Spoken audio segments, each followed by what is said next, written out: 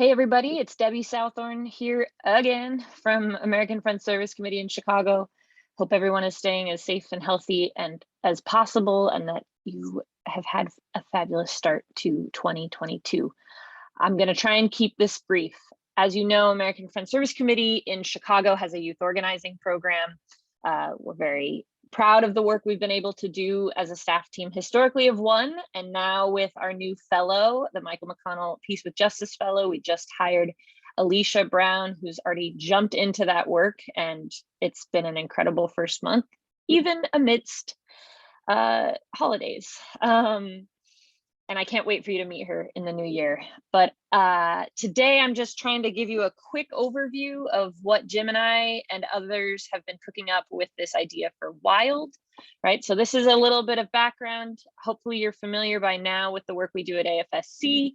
Our summer internship has historically only been available to around 4 or 5 youth because I've been a staff person of one and we haven't had much funding for it. WILD, thanks to Jim's brilliant name, Wellington Institute for Leadership Development, which I also just think snaps, right? Young people are going to want to come to that. You want to come to WILD this summer? Heck yes, I'm in.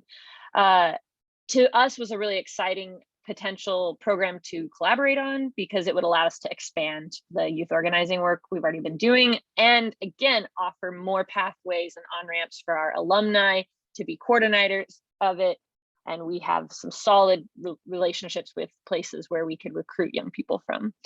So the 3 pillars of this summer institute, as we imagine it, involve workshops on the issues that young people care about, right? So learning more about the history of policing, the history of racial justice struggles, and also the skills. What does it take to actually change things? How do we build people power? What are those skills that we need to learn? So how to canvass, how to plan an action, how to meet with a legislator, how to do target analysis, how to do power mapping, et cetera, et cetera.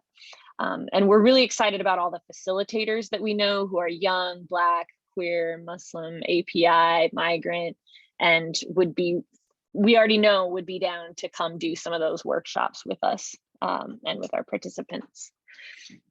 There's also the second pillar is going to be art for the movement, right? It's always been a really important part of what we do because we know we're trying to get people on our side. We want to build a movement that's popping, and young people often have so many creative ideas that just make for great art projects. Frankly. So here's some photos of us screen printing t-shirts, making buttons, painting banners, doing graphic design, all the stuff that you need to have visual, powerful movements for justice. And the third pillar, of course, would all be about taking action. What good is learning about something if we don't get chances to actually be out in the real world? So that will probably look like some kind of a community survey project, and also going to actions together and potentially planning our own. Additionally, towards the end of the program, it's our hope that participants will set goals around things that they do after the program, right? This is an onboard for them, not a one-stop shop, and provide some ways that we can keep in touch and keep providing them when they take these new skills and lessons learned back to their schools and their communities and keep fighting for racial and economic justice in this city. As we're thinking about it now, the proposal would include 4 to 6 weeks of preparation time with 3 young coordinators who are all college students, alumni of our previous internships, 4 weeks of the actual program, 3 days a week, 5 hours per day, with 20 interns being paid to participate, because the reality of working class Black and brown communities in Chicago, teenagers get jobs in the summertime. So if we can't pay them, they're not going to be able to participate in something that's this meaningful and time consuming. And then a little bit of time at the end to reflect and evaluate the program. So we're looking at June through August of 2022. I'll let Jim walk folks through the budget. There's a lot of line items in here. You'll see though that the majority of funding is going towards those stipends for our interns and our coordinators, as well as workshop facilitators. Other things include transit expenses, food, materials, so that folks can gather and all of that can be covered. The subtotal right now is about $56,000. We've talked about wanting to do a trip out of state, but given the realities of the enduring COVID-19 pandemic, that is not a for sure thing.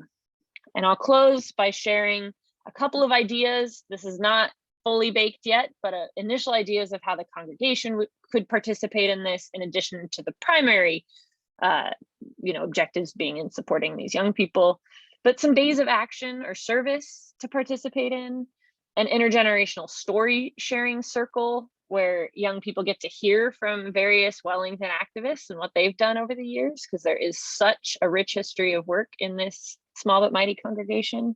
And of course, a celebration at the close of the program that we would invite folks to attend. So I'm going to stop there. Apologies if I took too long, but really am grateful for folks even considering this. It's really been a pleasure over the past month to dream this up with Jim, as it aligns so well with the work we've been doing, and yet another way to keep bridging our communities and our visions. So thanks everyone, and hope you're well. Look forward to hearing from you.